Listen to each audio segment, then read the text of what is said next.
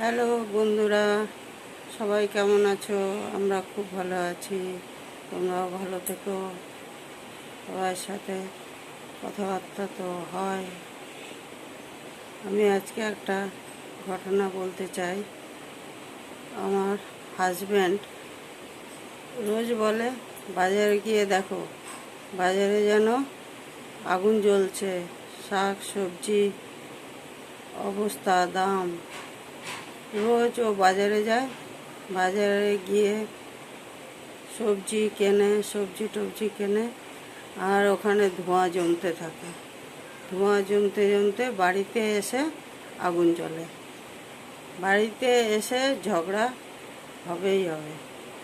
এত সবজির দাম, তত সবজির দাম, এই জিনিসপত্রের দাম রোজ লেগেই থাকে। এইগুলো মানে নতুন কিছু ব্যাপার না। আর আমাদের তো শাক সবজি লাগেই, খুব কিনতে হয়, মাথা গরম হয়ে যায়। বাড়িতে এসে সেই মাথা গরমটা চালিয়ে যায়।